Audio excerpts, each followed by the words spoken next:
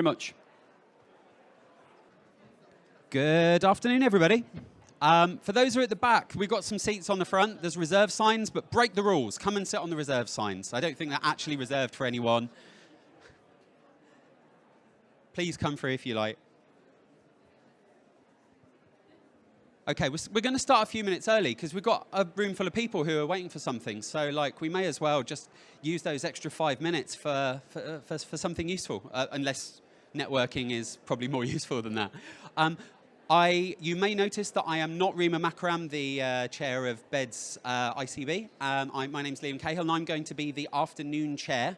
And slightly nepotistically, I'm also going to be chairing the session that we have right now. Apologies. I'm one of Giant's Advisory Board members, and I've been working very closely on the agenda for the ICS Innovation event today. It's been a real privilege working with the team at Giant to make this happen.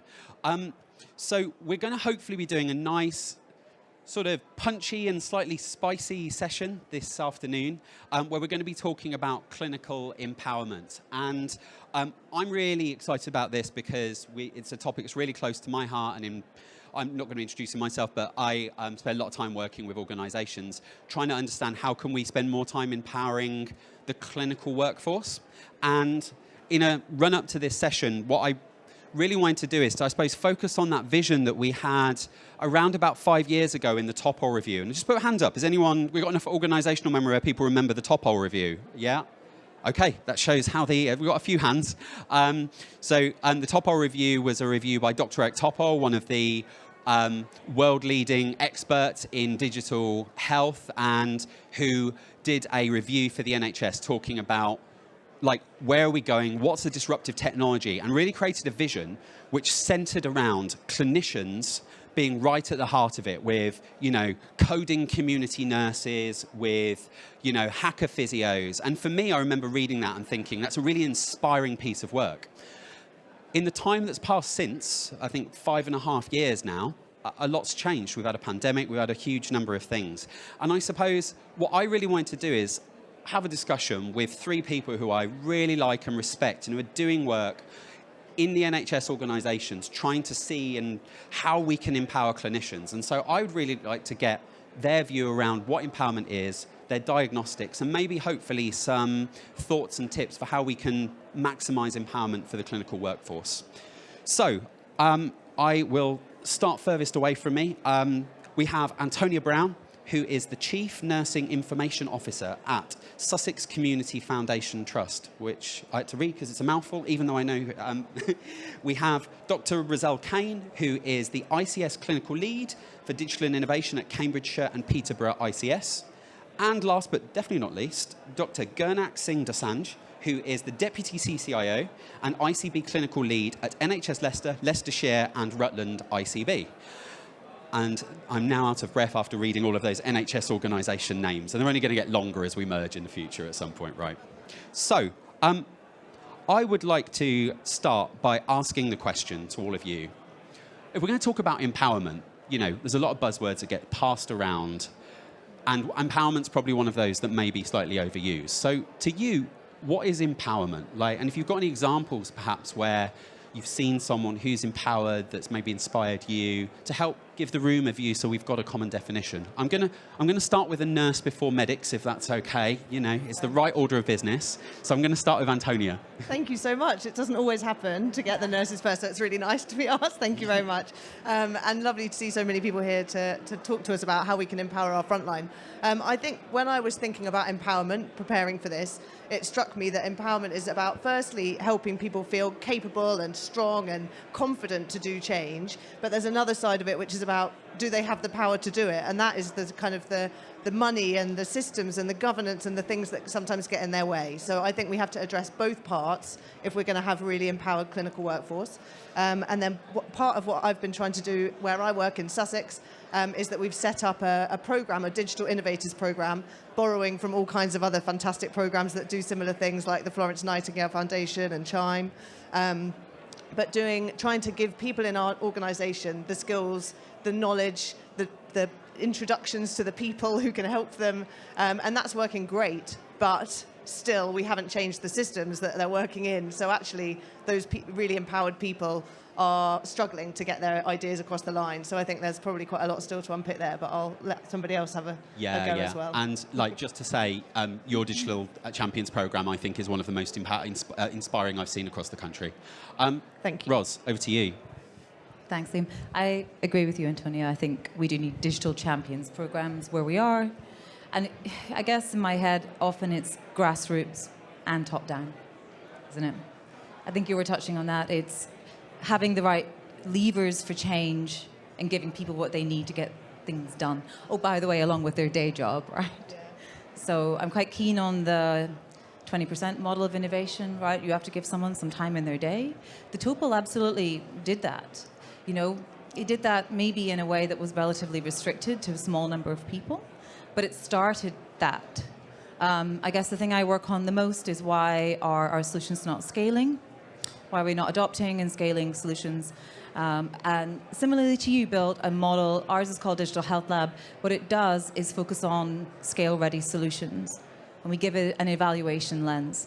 So if the NHS is going to be a party in this, right, for the long run, we want to adopt maybe quite interesting technologically advanced solutions. We're working on ambient voice technology.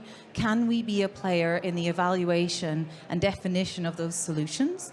And the clinicians and healthcare professionals, the people who are doing the job, they are the people who know how to embed these solutions.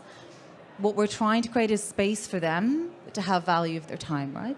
So they get research outputs, CPT points. They can join a champion program. They may also not be healthcare professionals. We've got a couple of patients who've shown interest as well. So that's the type of work I think is, well, that inspires me, you know, getting the balance right. Wonderful. And I think when we talk about the individual when we had our pre-chat, I think, a lot of this discussion is going to be about the individual and the system and the mechanisms that are in place in order to enable this. It's not enough to just say, you're empowered, off you go, right? Gunak. Yeah, thank you. And it's lovely to be here in front of so many people. It seems like the numbers are getting more and more and more. So hopefully we're doing the right sort of thing. For me, empowering people, and I was just reflecting on this because Antonio and I were having a discussion about this earlier. It's about enabling the frontline people, the people that really understand what our patients and what our system is going through. It's about enabling those individuals to be troublemakers, but to be troublemakers in a way that is clinically safe for the patients. Now, there's two things there, and I'm probably just going to be repeating what we've just heard. But first is we need to be able to create a culture where transformation, and I use that word very carefully because transformation isn't just about technology and digital, it is transforming, but where individuals feel empowered to transform things that are not working because they see it not working. But secondly, they need to be cognizant or be aware of all of those barriers that we feel come in place. So some of my experience around empowerment has been around the virtual ward program. And we set up virtual ward programs way before they were a real thing as such. Now everyone knows about virtual wards. We were doing virtual wards sometime before that. And, the amount of governance, barriers, challenges, procurement this, regulation that, safety this, it can be actually very disempowering in that sense. So there's two elements there in order of what empowerment means for myself. It's about making sure we create the type of culture that cultivates the desire to want to change the status quo, but also looking to empower those people that are at the top, us, all of you guys, the digital leaders, the digital champions, to be able to embrace that and try and make some of those challenges that are maybe disempowering more streamlined. Yeah, and I'm really glad we've got you here particularly because I think virtual wards is one of those examples where there was real, you could look at it and say, well, we've got all of these hardware tools that we can use in different ways. Clinicians can maybe be really creative about how they configure it. And I think there's also the other way where it's something that becomes a uniform provision across different systems, which I would say I think we're probably seeing more of than the empowered clinical teams, if more broadly. I guess the question has to kind of go, right, we've all now established, we'll tick the box on what is empowerment, but is it happening? Are the majority of people in the system empowered to have an idea, to take something forward? Who wants to go first? I'm not going to be too dictatorial on this. I love how you just look at me. Everyone's looking at Roz. Roz? No, Oh. it's like, you're mouthy. Do you want me to? Okay. I want to know if you feel empowered. Have you felt empowered at work? Do you feel empowered at work? I haven't. Somebody said yes, and they have kind of a lukewarm, tepid audience, maybe. I mean, I don't go to work to feel empowered, I don't think, in a way. Sorry to be... I think in healthcare, we're often quite mission-driven. You know, we're in it to make a difference. And also, we're in it because we're generally team players. Yeah, we know in healthcare, it's just the living, breathing example of you make a difference if you work together with your patients and their families. And that's the model I want to see in how we create change. I genuinely think we haven't figured out how to value that. And maybe there's a cultural element that's a bit of the elephant in the room, you know. Being seen as a disruptor is not necessarily a good thing. And we know that. I think we know that. One of the tools in my, canon has definitely been, okay, academics, hello, you're all over there. You've got programs funding, academic clinical fellows, other fellows, programs of work, mechanisms, research nurses, data, the list goes on. What can we pull in from you to make this work feel safer, more productive, more structured? And what do we do that's not then necessarily research, but research-informed service evaluation? It needs to be wrapped in a framework, because I don't want the change makers on their own. I really don't. What I'm finding, and I sat in the mess in our big local hospital, which is called Addenbrooke's, which is an excellent hospital, but I sat in that mess, well, I'm not speaking out of turn. And I know why the doctors are leaving, because it's the chats that they're having. I think and nurses and allied health professionals, they're extremely motivated, talented, intelligent people who are not being valued. I think transformation is a way to build value into that job. Are we really doing that? I do think Topple took us a step, but no, we aren't really doing it. Was that the question? It's probably not the question. Antonia, with technology, without technology, is everyone empowered? So if the question is everybody feeling empowered? I think no. I think some people are feeling super empowered and other people absolutely not. Empowerment isn't the same for everyone. Different things will make different people feel empowered. I'm lucky to be in a position where my job is to try and make change happen and I'm heard. But lots of people in my organisation are not in that position. And I might we were talking about we can make a meeting where they can come and bring their ideas. That is not empowering for someone who's never been to one of those meetings before and it's just the first time they're up against a terrifying bunch of people they've never met. So empowerment isn't the same for everyone. How we make it safe for them to be empowered is by being in their spaces, about going to them and finding out what's important to them. And something that I wanted to add earlier and should have said in the first question, but I'm going to just chuck it in now because I don't really mind what the question was. I'll say my thing, is that actually the reason the NHS is doing technology at all is for patients. And if we don't think about empowering them, what's the point of any of it?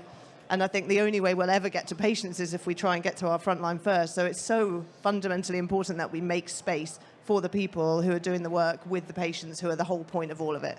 I think basically, no, we're not totally empowering everyone, but some people are, and there's some good pockets of really good practice. So, Gernach, I'm going to add a little extra layer to this because, I think we've had a few different views. I guess, where and why as well, are they empowered, and where and why are they disempowered or empowered? I think this is really interesting because to answer the first question, are people empowered? Not enough. I think there are absolutely people there that do feel empowered to drive change, to make differences for their patient population. Why that might happen is because you get someone who goes through a personal experience and they think, this isn't working, so here is my solution. This is what I'm going to do to create the fix for it. But often what we do when we try and think about transformation is we jump straight to the answer without really fully understanding what the problem was at the beginning. And so that's where I feel sorry, I don't mean to pull you guys in, but maybe myself, I could do a much better job as a leader to try and create a situation or a culture where people feel comfortable enough to understand, okay, let's focus on the problem in a lot more detail. Yeah. Because then we can start to understand, okay, what is this problem? What's the deep root of it? Is there something beyond the technology that we can try and fix? Yeah. And also, we'll start to unsurface some of the problems that will come later down the road. One of the terminologies I've started using now, whenever we talk about transforming anything or changing anything, is let's do a pre-mortem. Okay? We're all very good at doing post-mortems, i.e. we look at what went wrong, we'll try and dissect what went wrong, why it went wrong. Lots of words there, I'm stuttering a little bit. But actually what we should get better at doing is try to understand, okay, what could go wrong? And what can we do to put in place to stop that from going wrong? And so that's what that's what I need to be better at. And hopefully that's what, you guys as leaders need to start embracing. And that only comes with trust. Yeah, absolutely.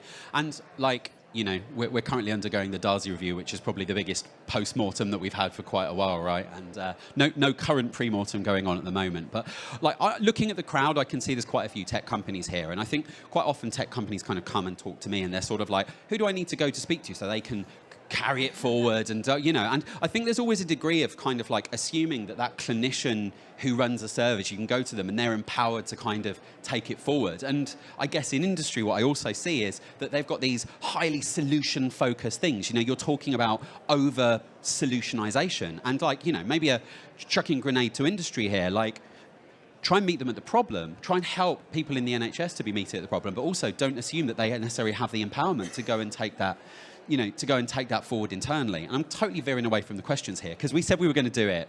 We were a bunch of naughty children preparing for this session and knowing we'd go off script. But I guess, just as a question, particularly thinking that I can see we've got quite a lot of industry in the room here.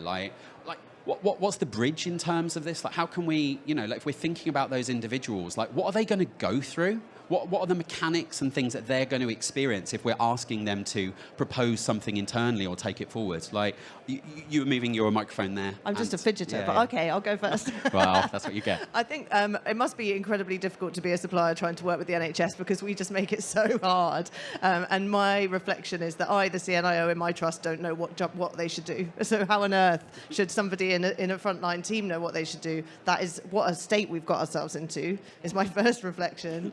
But the second thing, I suppose, is that if I were somebody trying to sell into the NHS, I would stop saying, we're a company who do solutions and we can do anything you want, actually. And we revolutionising the face of... I don't understand what you mean then. What are you trying to sell me to start with? So I don't want you to come with an answer to a problem. I think if we will know what the problems are, and in the long run, we'll go through a procurement process which allows us to find you if you've done your DTAC, if you've done jump through the hoops first, and then we'll find you because you'll be the best thing for the problem we've got. And it's quite stressful working in a trust, being constantly hearing from people who have answers to problems we don't know if we have. So, and I know that's really rubbish because what you want to hear is, "Oh, come to me and I'll give you the contract." But we're not empowered to do that in my level of the organisation, let alone the front line. So I think that probably isn't going to be a good use of your time.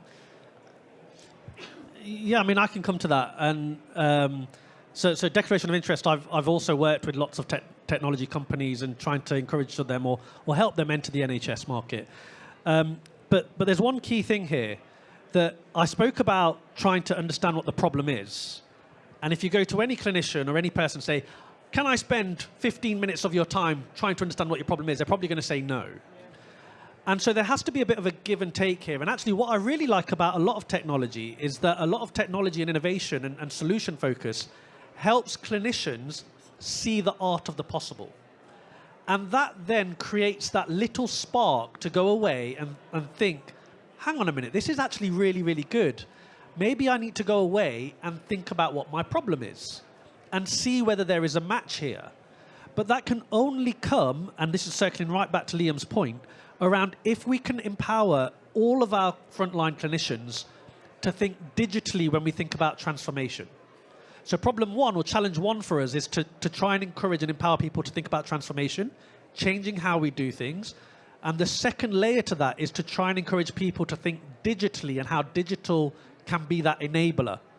Now, if you think back about some of the other major transformations, we think about safeguarding. Okay, safeguarding is now everybody's business. Why is it that transformation in the state of the NHS that we're in now isn't everyone's business, right from top to bottom? And that's a question I'm going to put out to you guys to be thinking about. So that's my £1 billion answer. But that's the thing that we need to be going back to our own organisations and thinking, okay, why am I not thinking about this? And if I'm not thinking about it, who do I need to talk to so I can get other people on my side to start raising that troublemaker-ness in us? Ros. Ooh, it's hard to follow that. Okay. If you're in industry, you will know the answer to this question, but my answer to you would be different depending on where you sit. What's the entropy for your user to adopt your solution? So do they have to do stuff? Do you have to change the way they do stuff? And what's the knock-on effect? So can you do a contingency mapping? And once you've done it, do you understand that change and it's the whole? I think a lot about like different phases of transformation. My own research is in prevention and prediction of dementia, so blood biomarkers in dementia. You know, the science is very much advanced. We can predict neuroinflammation 10 to 15 years before we see symptoms. So what it really does is it poses a challenge, not a solution. And that's in a way, I think, sometimes what industry is experiencing. In a way, your opportunity poses as a challenge. Right? And it's kind of the opposite to what a lot of people think. I think I talk about like the magical thinking. Like some of our senior people are a bit guilty of that. And, you know, this will just happen. By the thing, it's done. No, and I think having a more sophisticated conversation is useful. What stage is your technology implementable? Where truly are you, right? Are you in the global stage? Are you a scale-up? Are you an SME? Are you pre-seed? Do you actually want a clinician, like, with some blood in the game, right? Like, do you want to put the skin in and say, yep, I'll sit on your board, I'll be part of it, and what would that look like for you as a company? Can you second members of your team into a service to, like, deeply understand it and genuinely transform it? I don't know how many of you use that model. I see it working pretty well, actually. We're pretty open to having... so our CFO is very willing to take a risk. So there is an appetite piece. I think you said earlier, if you know one ICB, you know one ICB. Yeah. It's a bit of a shame because, you know, it's a nice quantum to make meaningful change. It really is. Because you change something across health, social care, primary care, acute, tertiary, you're doing something quite big. So I would have that conversation with them, know where you fit.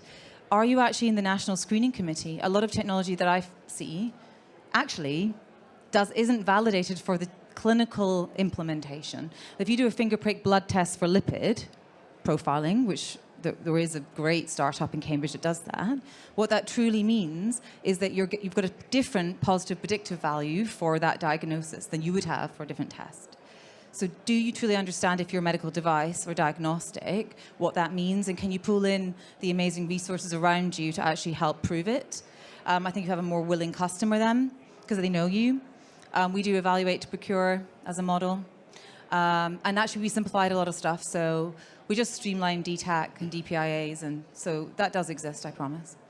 So, if you believe the current narrative, I think we're definitely in the biggest age of technophilia that I've seen, right? And, you know, there's maybe some of you who are participating in that exact art of technophilia at the moment. If we're to believe the hype, all we need to do is get the technology in, then everyone's empowered. It doesn't matter what the kind of technology is. We've just got to get the technology in, right? Is that the solution? We just need to get the tech in, then suddenly all the nurses and physios and psychologists and doctors and everybody else is going to be empowered, right? Is that the answer? Yeah, definitely, 100%. Yeah, awesome. I mean, I could see everyone smiling and laughing along with that. Unfortunately, no. I think, you know, this is so much more deeper than the technology itself. Yes, you know, technology will absolutely change the way we do things. Will it empower us to think outside the box, to try and figure out what the next problem is going to be, where the next challenge is going to be, where the next bottleneck is going to be? Probably not.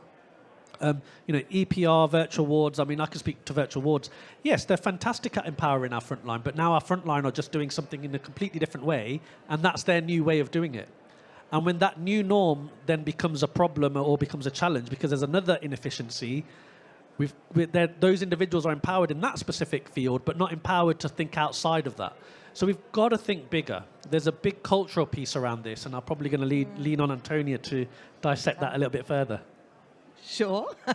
Yeah, no, I mean, obviously, Liam, everybody was thinking, for goodness sake, of course, technology doesn't empower everybody as soon as you gets thrown at the NHS, because actually it's in amongst a context of an awful lot of stress for most clinicians, and they're not feeling like, oh, fantastic, another thing to learn. They're feeling like, for goodness sake, did nobody ask me, because I could have told them to start with this wouldn't work. So I think the key for me is start with the problem, but start with the users who are going to be impacted by this. Speak to them and design something around what they need, I think would be a pretty good place to start. And I know that with, if we look at EPRs as an example, the thing that has probably the biggest impact on our clinical workforce day to day, if you look at an EP, the same trust will have the same EPR, two or three different trusts, and the thing that makes the biggest difference is how they train that EPR and how they involve their users in the building of it.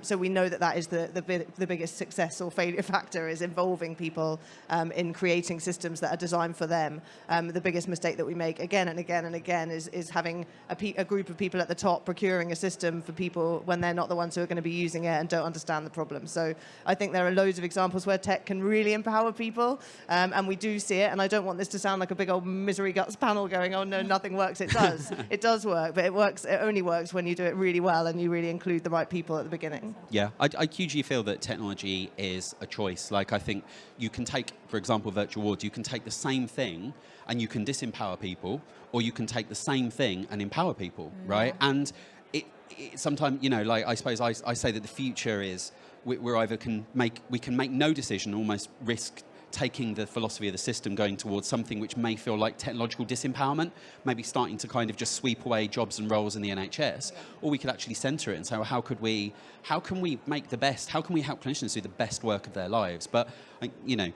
that's a choice. That's not a foregone conclusion, is it? Like, Ros? Yeah. Just say, I like where you're going, because it's not binary. And we talk about AI co-pilots, not AI. We talk about, predictive radiology. We're really not saying, let's get rid of specialists. I really like talking about brainomics, because the research, real world research, is great. And when you hear the findings, you're like, oh, 99% accuracy, 99%. Oh, great. They can find a blood clot. That's great. And then I was on a meeting where this just amazing radiologist swooped in and said, yes, but for left atrial thrombus, it does not work. And I was like, oh, I never would have thought of this. And this was context-specific knowledge. So, it's neither one nor the other. It's not dichotomous. I think, let's keep that at the heart. And then we're back to, well, is this a new job? Yeah. What will the job be? Do you have jobs for people that spend some time doing transformation, sometimes doing healthcare? Do you? I think that's the other problem here, and that's the other challenge.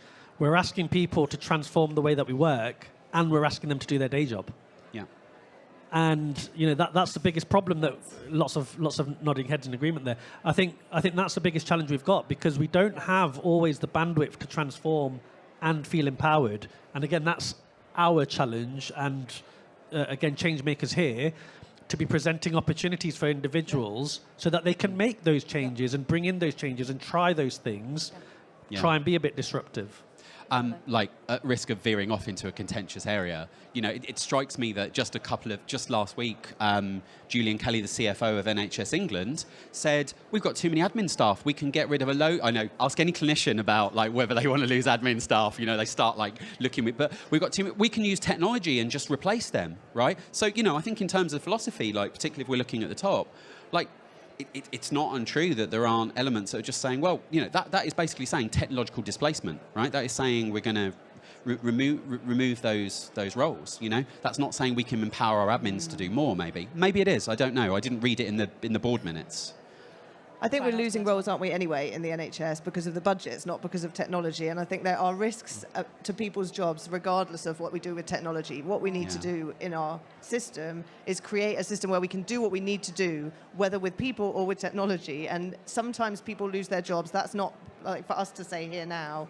But what we do need to figure out is what works so that we can deliver the healthcare that we're here to deliver. I think of course, people are going to worry about their jobs. And of course, sometimes that impact might happen, but that's not the intention. The intention is to solve the problem. If you keep coming back to the problem, you're okay, maybe. Ros, you had something to say on this topic. No. Go for it. I had thoughts. I was like, don't say them. Say them. Say them. This is giant. It's okay. It's a safe place. They're not really that. I mean, Actually, I mean, what I was thinking was really an ask of you, if you are, there's a kind of big industry component in the audience, please make apprenticeships. Please. If you look at the numbers still stack up.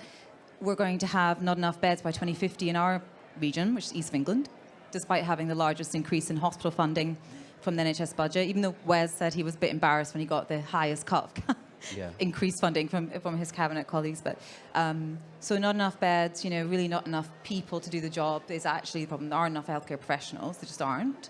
So displacement will happen, must happen, should happen. We want it to be safe. I think industry has a huge role to play in that. Huge. I think you have a huge role to play in retention. 40% attrition of junior doctors. What? That's like 6 years at university at least. I did as a grad, so I was like, oh, so old and wrinkly. But so, you have a huge role to play. I think you can truly keep talent in the NHS. I think you can create new roles, new jobs. Also, data that's not seen. I don't want to go too deep into it. Sorry, Liam.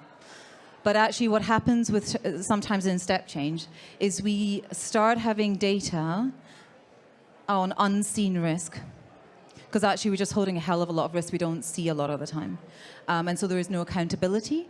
And what you do when you want to expose data to organizations, and by the way, they don't necessarily make data-driven decisions, they're trying, like the FDP, is you create new knowledge of risk. It's the data we don't have actually that influences, I think, our decisions the most. Yeah. Oh, yeah. I'll stop on that. Gunnar? Yeah, I was just reflecting at that time, and I started to think about I went for a meal.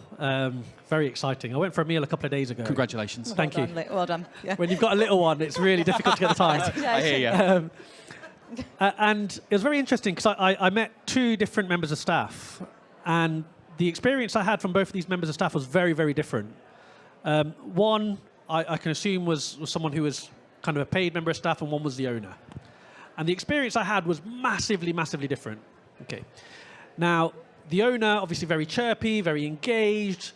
The kind of the server who perhaps was working for this individual, a little bit downbeat. Morale was perhaps a bit lower. It was a very busy day, and perhaps a little bit short in answers. Not unpleasant, but clearly different. So why am I talking about this? The owner can make change. The owner can make things happen in their little business and make things move in a certain direction. Okay. The worker just has to do what they're told to constantly do. And let's think about the topic here is around empowerment.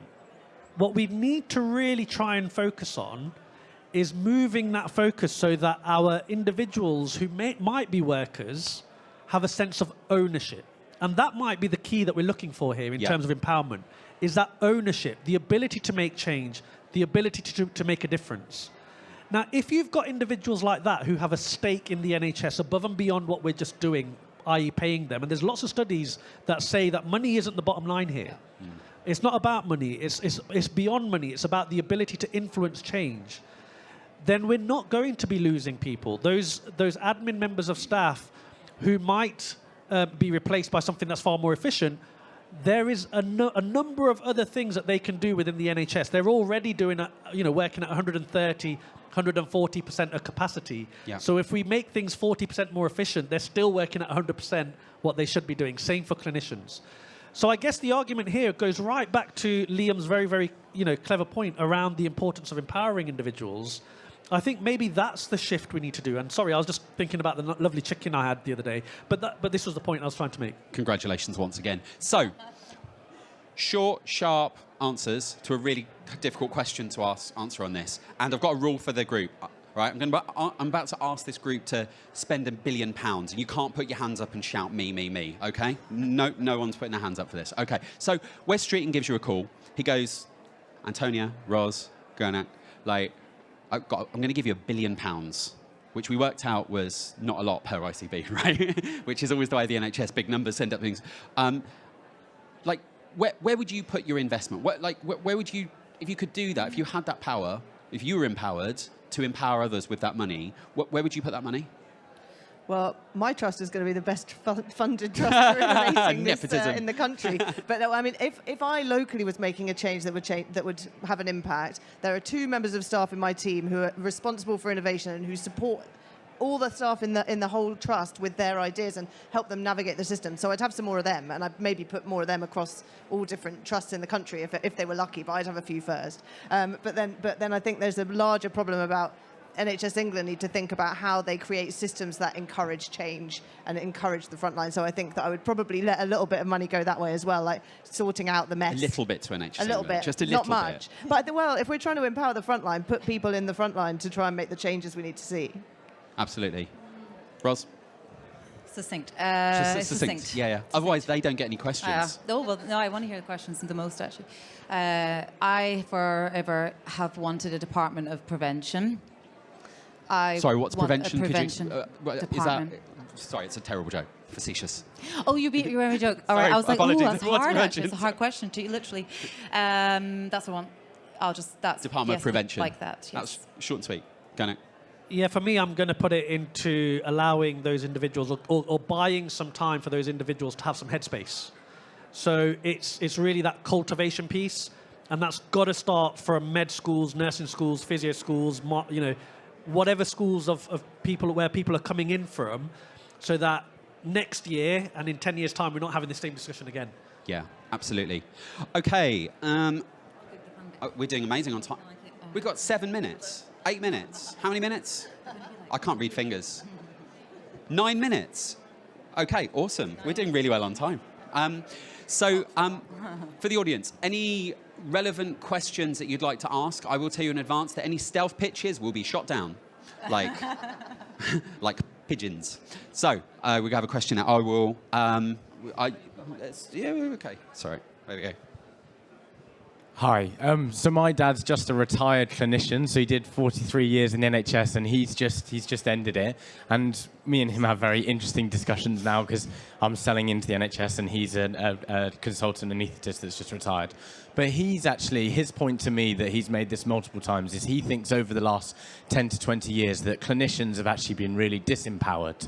And I was wondering, do you agree with that? Because selling into the NHS now, I see the proliferation. We work in outpatients, but in innovation roles, in transformation roles, in strategy roles. And I think it aligns with a lot of what you said, is that somewhat previously when those roles maybe didn't exist, the clinicians, it was an onus on them to drive that a lot of the time.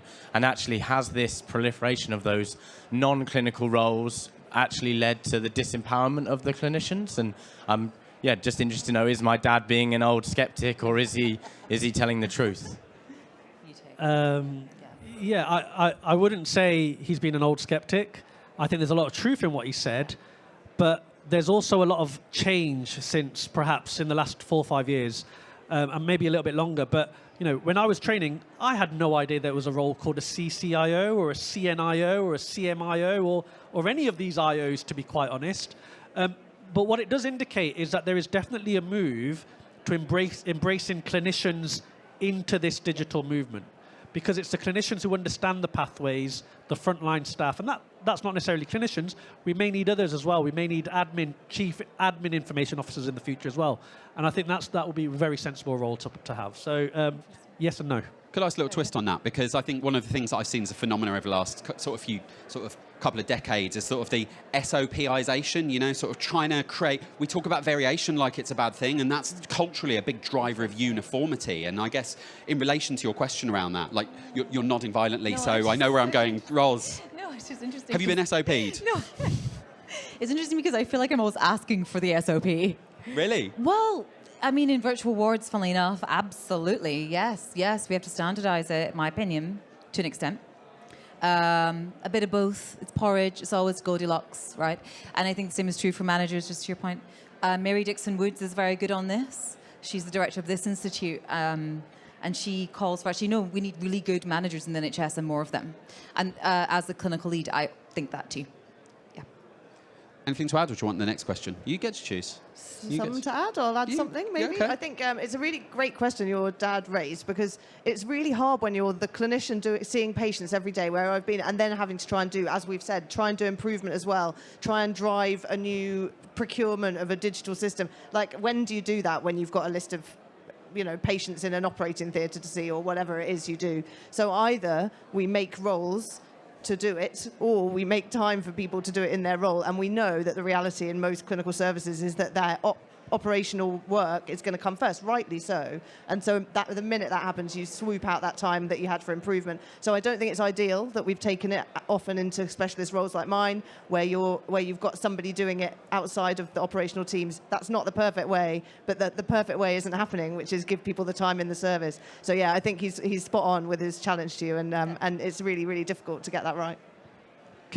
Can I just one final point on that point? Yeah. I think there's another issue here, because, well, not an issue, but maybe another plea from what we need to be doing, the CNIOs, the CCIOs. We need to be reaching out to those clinicians then. Yeah. We spoke about a push and pull model. Yeah. We need to make sure we're reaching out to the anaesthetist who feels that they don't have time to actually air their issue, especially if we're introducing something that's going to impact that anaesthetist. That also has to be part of our role and responsibility. Yeah, but also his dad's now retired, so he's probably quite free. I'm going to ask the question from the floor here, literally. There we go. Danielle.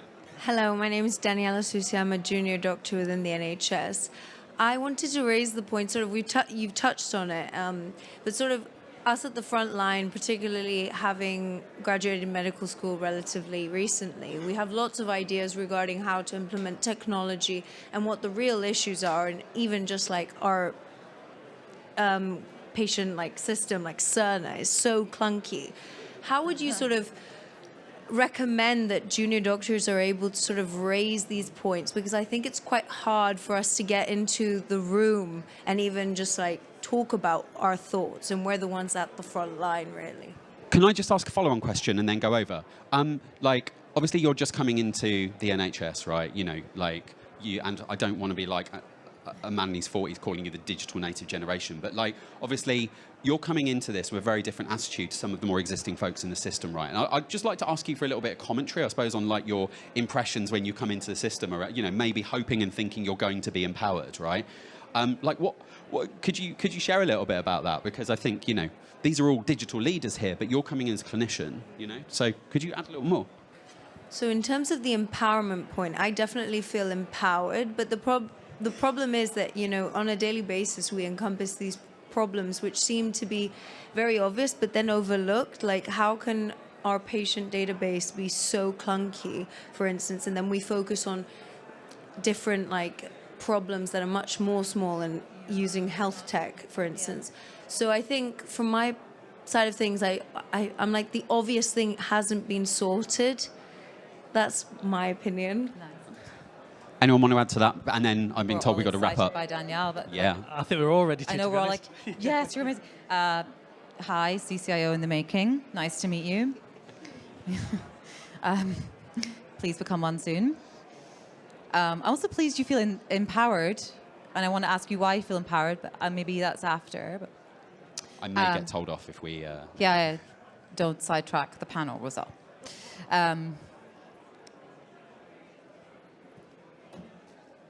The reason I think that you're the perfect person to be a CCIO is because you realize one of the pitfalls, which is it might not be the shiny thing or the little thing. It might be the infrastructural thing. And actually, that's what I spend most of my time on. Because I truly think when you connect data, you have a good data set, when you have population health data at scale and it's good quality, you can access it, that you can make really big and meaningful change. So I think that.